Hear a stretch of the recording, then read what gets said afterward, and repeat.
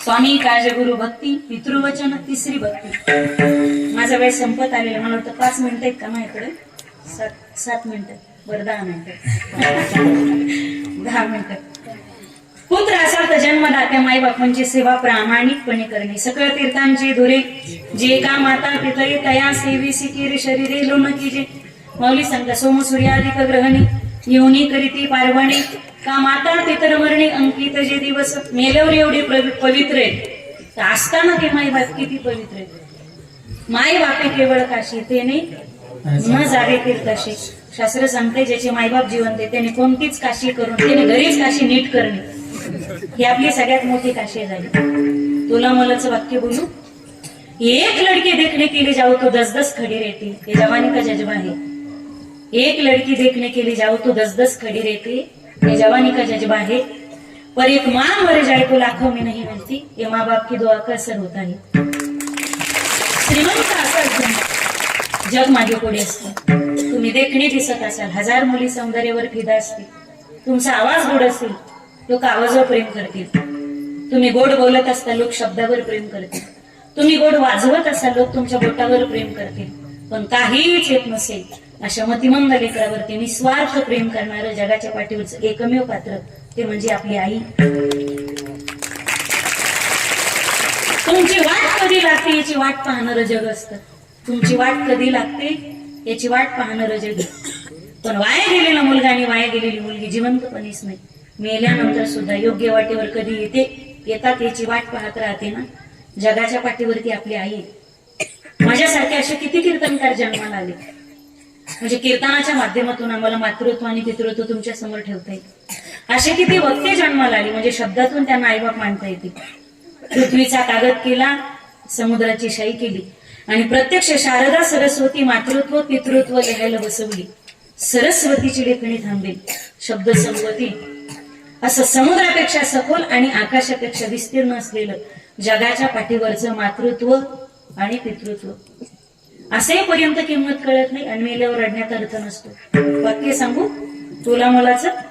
मायबाप असेपर्यंत त्यांच्या म्हातारपणात जी चटणी भाकर तुम्ही देत असाल, जी भाजी भाकर असेल, दूध भाकर असेल, टायमाला दिलेली तुम्ही चटणी भाकर दूध भाकर त्यांना अमृता समान आणि पंचपक्वांना समान.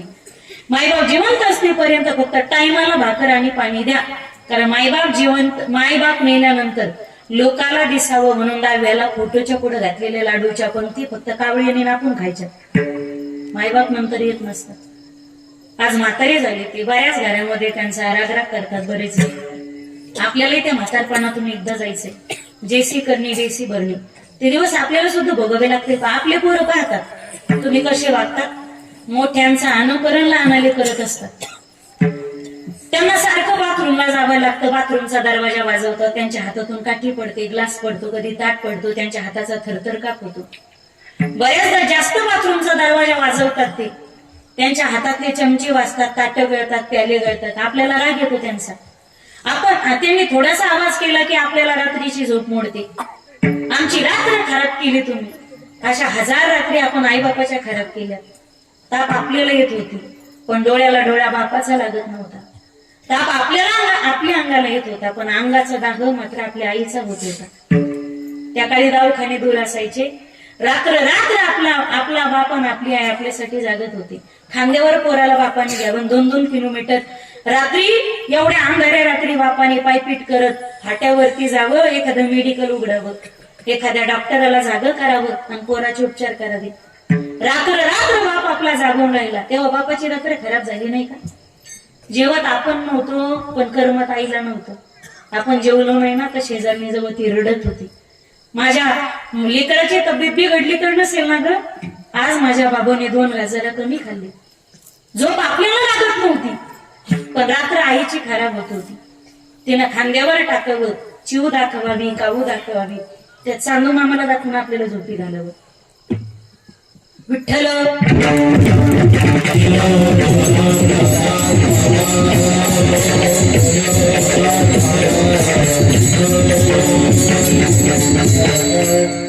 गाय झोपली गोठ्यात घरात जीवताई. गाय झोपली गोठ्यात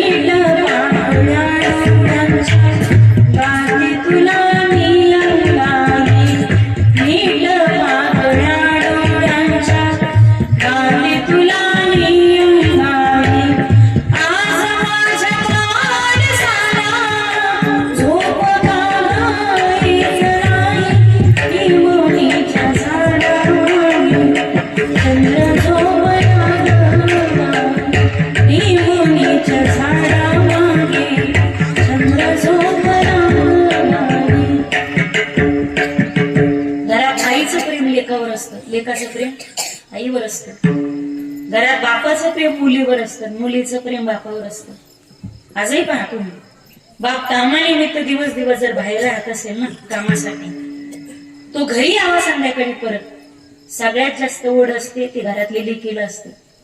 तिला घड्याळ कळत नाही, पण काट्यावर काटा आला इथं की बरोबर माझा पप्पा घरी येतो, हे मात्र ठाऊक असतं तिला।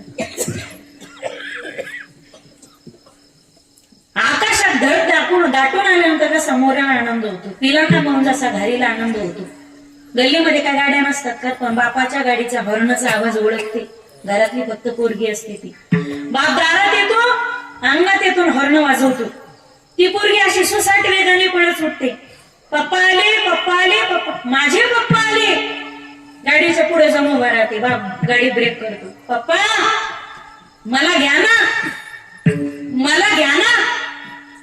पोरगी पाहिली की बापाचा दिवसभराचा शिनबाग हलका होतो, पण गाडी ब्रेक करतो, बाप गाडी बंद करतो, चावी गाडीलाच राहते, खाऊची पिशवी सुद्धा गाडीलाच राहते। लेकीला पाहिलं की बाप विश्वास विसरतो, कारण बापाचं विश्व म्हणजे त्याची लेकच असते ना। माकड झाडावर चढावं, पोरगी बापाच्या अंगावर चढते, पप्पा किती फोन केले मी दिवसभर तुम्हाला, नाही आले तुम्ही, किती वाट पाहिली मी तुमची। बाळ पप्पाला काम करावं लागतं ना, पप्पा काम करणार तरच घरात खायला मिळणार, पप्पा नाही काम करणार तर घरात काय खाणार। बाप उचलतो पोरीला, काळजाला लावतो, अशी मिठी मारते ती, माटा माटा माटा माटा बापाच्या गालाचे मुखे घेते, जोपर्यंत पोरगी दिसत नाही बापाचा शिनभाग हलका होत नाही, आणि जोपर्यंत बाप उचलून पोरीला काळजाला लावत नाही ना, पोरीची तगमग तगमग थांबत नाही। दमलेल्या बापासाठी लेक नारळाचं पाणी, आणि लढणाऱ्या बापासाठी एक बुलंद कहाणी लेख असते। ती पोरगी बापाच्या बोटाला धरते, पप्पा चला ना घरात, आज काय गंमत केली आईनं, दाखवू तुम्हाला, दाखवू तुम्हाला। बापाला नाही ती सोप्यो बसवती, खायला काय आणलं हे नाही विचारत, पोरगी जर सांगतो, दमले असाल नाही, पाणी आणू तुम्हाला, पाणी देऊ तुम्हाला, लेट ठसकायले तुम्ही, दमले असाल नाही, पाणी आणू तुम्हाला, पाणी आणू। पळत जाते, हात पुरत नाही बाबा तिचा, हात पुरत नाही, त्याचा वर करती आणि वरचा ग्लास घेते, त्या किचनवर माठात पाणी असतं, एक उडी किचनवर मारते, अर्धा ग्लास पाणी घेते, दुसरी उडी किचनच्या कडे, हातात ग्लास, जे सुसाट वेगाने पळत सुटते, हातात ग्लास आहे, बापाच्या हातात नाही देत पोरगी असं म्हणतात, एक हातात ग्लास आहे, एक हात मानेला लावते बापाच्या, आणि दुसऱ्या हातानं ग्लास बापाच्या तोंडाला लावते, त्या पप्पा पाणी लेकीनं आणलंय तुमच्या। ती पोरगी 4-5 वर्षाची असू द्या, 5-6 वर्षाची असू द्या, तुम्ही म्हणाल त्या 2-3, 4-5 वर्षाच्या लेकराला काय अक्कल असते, बरं त्याला जेवढी असते तेवढी आपल्याला तरी अक्कल असते का, त्याला असते तेवढी। पोरगी बापाला पाणी पाजते, घरात 7-8 वर्षाचं 8-10 वर्षाचं पोरग जर असेल ना तर असं हळूच येतं, आणि हॉलमध्ये असं ढुकून पाहत होतं, ते म्हणतं पाणी पाजायचा कार्यक्रम चालू आहे, ते म्हणते चालू द्या चालू द्या, ते म्हणतं दिदे आता तू पाच पप्पाला पाणी, मेल्या पट्ट्याच पाहिजे नाही, मेल्यावर। पोरगा जन्माला आल्यानंतर पोरांच्या बापाने फार उड्या आणायची गरज नाही बरं का, अजिबात नाही। पोरगा जन्माला आला ते तुमचा वंशाचा दिवा, असे दिवे कधी भडकी घेतील काही सांगता येत, किती दिवे लावा, दिवाळी मात्र पंतीनं साजरी होते, कधीच विसरू नका।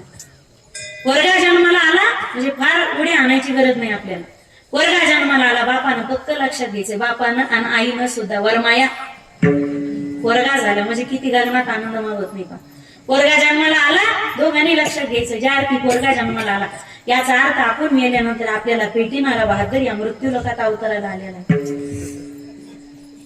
हे कटू आहे पण सत्य आहे बरं का, ज्याला तुम्ही अगरबत्तीचा चटका बसू देत नाही तो पोरगा मायबाप मेल्यानंतर आपल्याला अग्निडाग देतो।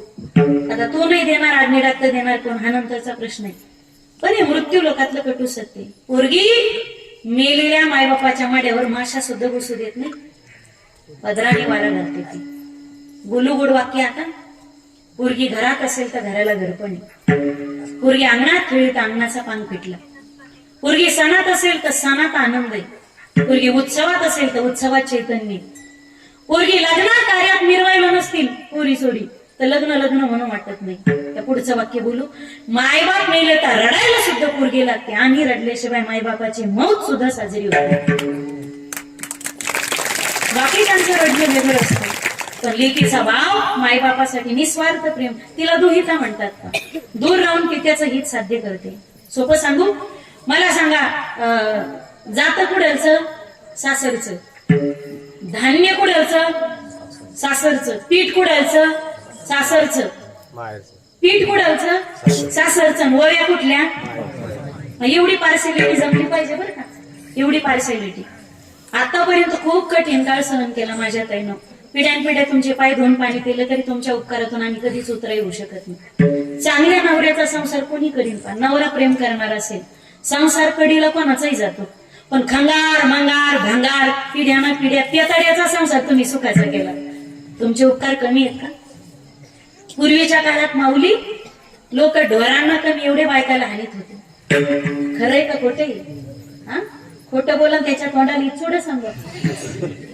पूर्वीच्या काळात जनावराला कमी एवढे बायकाला हानीत होते लोक, पण तिने आतापर्यंत कधी त्याचे असे कपडे लातानी बाजूला लाखाळले का? तो एक कपडे धुतच नाही मी.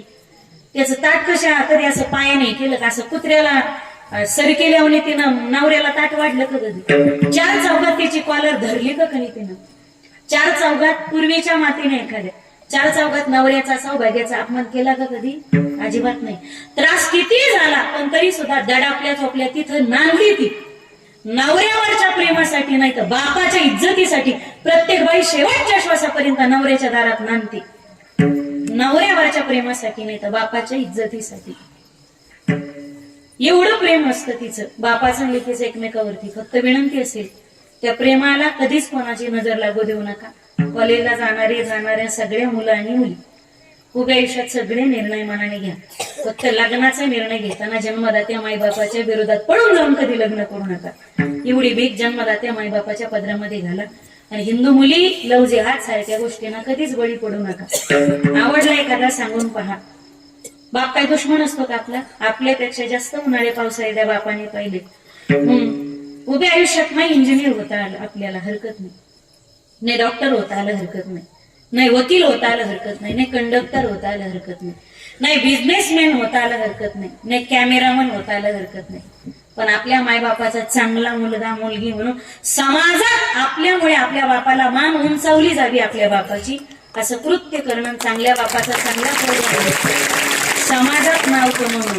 पितृवचन सेवापती हेच विष्णूची महापूजा. अनुभव नाही तुझ्या शक्ती बोली मुखी, दुखवी अनेकांच्या दुखी हेची विष्णूची महापूजा. अनुभव नाही तुझ्या. आपल्याकडे मराठी म्हणींचा प्रकार आहे. आती तिथं तरी वर किती माती झाली काय करा म्हणावं. वर किती 5 झाले का 10 झाले? 6 झाली. वर जाऊ दे 6 झाले. आती तिथं आती शहाणा त्याचा बोला रे बोला. घरोघरी मातीच्या लहान मुले देवा घरची आणि मोठी मुले हा मोठी मुले शक्यतो निळू फुले. म्हणजे जाऊ दे आता बोलणार होते पण नको अधिकार नाही माझा. आपल्याकडे म्हणी म्हणतात प्रयत्नांती परमेश्वर. प्रयत्ने वाळूचे कण रगडिता केल्याने होत आहे रे आधी केलीच पाहिजे. माऊली सांगतात परी अभ्यासाचे निवळे अभ्यास एका गती अंतराळे व्याघ्र सर्प प्रांजळे केली येते असाध्य ते साध्य करिता सायस कारण अभ्यास. तुका म्हणे निश्चयाचे बळ तो